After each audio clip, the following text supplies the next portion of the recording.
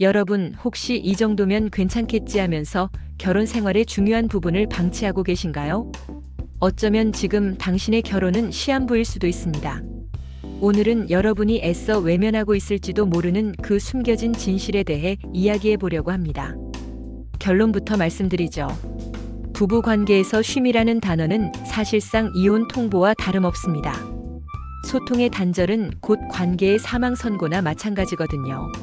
많은 부부들이 요즘 좀 쉬고 있어요. 애들 때문에 어쩔 수 없죠. 힘들어서 그래요 같은 말들을 하시곤 합니다. 그런데 이 쉼이라는 말 속에 숨겨진 진짜 의미는 뭘까요? 혹시 서로에게 말하지 않는 거리감을 두고 있는 건 아닌가요? 처음에는 작은 틈이었던 것이 시간이 지나면서 돌이킬 수 없는 거대한 균열이 되어버리는 경우를 너무나 많이 봐왔습니다. 당신의 결혼 생활은 지금 얼마나 안전한가요? 변호사 사무실에서 이혼 상담을 하다 보면 처음에는 성격 차이나 경제 문제를 들고 오시지만 깊이 들어가 보면 결국 섹스리스, 즉 부부 관계의 부재가 핵심 원인인 경우가 허다합니다. 이혼을 결심한 부부들 대부분이 이미 오래전부터 쉬는 부부였던 거죠. 이혼 서류에 도장을 찍는 그 순간 이미 관계는 수년 전부터 죽어 있었던 겁니다. 제가 상담했던 한 남편분은 아이가 태어난 지 10년이 넘었는데도 아내와 부부 관계를 거의 하지 못했다고 하소연하셨어요. 10년이요, 여러분. 사랑하는 사람과의 관계가 10년 동안 끊겼다면 그게 과연 부부라고 할 수 있을까요? 에이, 설마 하실 수도 있지만 이런 가정이 생각보다 정말 많습니다. 겉으로는 아무 문제 없어 보이는 쇼인도 부부 중에도 이런 끔찍한 비밀을 가진 분들이 상당수 계시고요. 밖에서는 더할 나위 없이 화목하고 직업도 좋고 경제력도 완벽하고 자녀들도 훌륭해서 세상 부러울 것 없어 보이는 부부였는데 알고 보니 오랫동안 부부 관계를 갖지 못했고 심지어 그 과정에서 한쪽에 외도까지 있었던 사례도 있었습니다. 정말 충격적이죠. 당신의 배우자도 혹시 겉으로는 웃고 있지만 속으로는 당신에게 말 못할 비밀을 품고 있는 건 아닐까요? 여러분, 부부 관계라는 게 단순히 잠자리를 의미하는 것만이 아니잖아요. 서로에게 의지하고 마음을 나누고 육체적으로도 교감하는 총체적인 과정입니다. 그런데 이 교류가 끊기면 어떻게 될까요? 처음에는 어색하고 부담스러워서 피하다가 나중에는 아예 단절되어 버리는 경우가 많습니다. 마치 몸속에 암세포가 자라듯이 관계를 갉아먹는 치명적인 병이 되어버리는 거죠. 물론 내가 싫은데 억지로 부부관계를 해야 한다는 이야기는 절대 아닙니다. 하지만 그럼에도 불구하고 부부관계는 부부 생활을 유지하는데 필수적인 요소 중 하나라는 점을 꼭 기억해야 합니다. 우리 몸에 물과 공기가 필수적이듯이 부부관계에도 친밀함은 필수적입니다. 이러한 육체적인 교류가 사라지면 그로 인한 스트레스는 생각보다 엄청납니다. 어떤 분들은 이 스트레스를 다른 쪽으로 풀기 위해 외도를 하거나 심지어 성매매 같은 극단적인 선택으로 이어지기도 합니다. 설마 내 배우자가? 라고 생각하시나요? 관계의 단절이 가져오는 정신적 고통은 사람을 어디까지 몰고 갈지 아무도 예측할 수 없습니다. 몸이 멀어지면 마음도 멀어진다는 말, 너무나 당연한 이야기지만 부부 관계에서는 더욱 절실하게 다가옵니다. 서로의 온기를 느끼지 못하는데 어떻게 마음의 거리가 가까워질 수 있겠어요? 배우자가 밤늦게 들어오고 주말에도 집에 붙어 있지 않으려 한다면 혹시 당신과의 멀어진 몸이 그 이유일 수도 있습니다. 물론 섹스리스만 가지고 이혼 소송이 진행되는 경우는 흔치 않습니다. 하지만 섹스리스가 이혼의 한 가지 중요한 요소로 작용하거나 유책 사유를 판단하는 데 결정적인 영향을 미치는 경우는 분명히 존재합니다. 재판 과정에서 판사나 가사 조사관이 왜 성관계를 하지 않았습니까? 라고 물었을 때 합당한 이유가 있고 그에 대한 개선 의지가 있다면 이혼으로 이어지지 않을 수도 있습니다. 예를 들어 성관계로 인한 트라우마가 있거나 발기부전 같은 신체적인 문제로 치료나 개선의 가능성이 있다면 말이죠. 하지만 이때도 중요한 건 문제를 인정하고 해결하려는 의지입니다. 단순히 피곤해서요, 하기 싫어서요라는 대답은 법정에서도 통하지 않습니다. 부부 관계를 회피하는 당신의 행동이 결국 이혼 사유가 될 수도 있다는 점을 명심해야 합니다.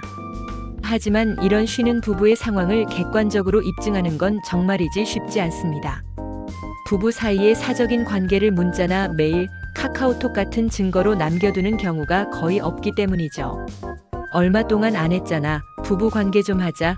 같은 대화를 증거로 남기기는 현실적으로 어렵습니다. 마치 사랑의 증거를 남기지 않듯이 관계의 단절도 조용히 진행됩니다. 나중에 이혼 소송을 염두에 두고 미리 이런 증거를 확보하려는 분들이 많지만 미리부터 이런 증거를 모아두는 건 사실상 불가능에 가깝습니다. 그럼에도 불구하고 한쪽이 우리가 부부관계를 오랫동안 하지 않았다고 주장했을 때 상대방이 아니다. 우리는 최근까지도 최선을 다했다라고 반박하는 경우는 거의 없습니다. 대부분은 안 한 건 맞지만 이러이러한 이유 때문에 못했다라고 인정하죠. 그러니까 억지로 증거를 만들려고 애쓰기보다는 현재 상황을 있는 그대로 마주하는 것이 중요합니다. 도망친다고 해서 문제가 사라지는 건 아니니까요. 오히려 더 깊어질 뿐입니다. 어떤 부부들은 처음에는 하기 싫어서 자연스럽게 섹스리스가 되었는데 몇 년이 지나고 나서 한쪽이 이건 아닌 것 같다고 생각해서 문제를 삼는 경우도 있습니다. 물론 문제를 삼을 수 있고 대부분 그렇게 합니다. 특히 이혼을 원하지 않는 쪽에서 혼인 관계가 파탄나지 않았다고 주장하면서도 상대방은 어떻게든 이혼을 성사시키기 위해 부부 관계가 10년, 아니 5년 이상 장기간 지속되지 않았다면 혼인 관계가 파탄난 것 아니냐는 식으로 주장을 펼치기도 합니다. 이쯤 되면 부부 관계는 사랑이 아니라 법정 싸움의 증거가 되어버리는 비극적인 상황이 됩니다. 하지만 단순히 한쪽의 적극적인 거부 때문에 부부 관계가 이루어지지 않은 것이 아니라 아이가 태어나면서 자연스럽게 멀어졌고 심지어 어느 한쪽도 그것을 자연스럽게 받아들였다면 섹스리스만으로 이혼이 인용되기는 어렵습니다. 법원에서도 이해할 만한 사정이 있었는지를 중요하게 보거든요. 모든 부부마다 모든 가정마다 각자의 사정이 다르기 때문에 어떤 정답을 말씀드리기는 어렵습니다.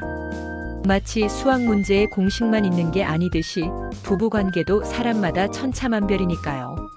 하지만 결국 중요한 것은 결혼 이후에도 자기 관리를 최대한 잘하고 부부관계가 어느 한쪽의 의무가 되지 않도록 노력하는 것입니다.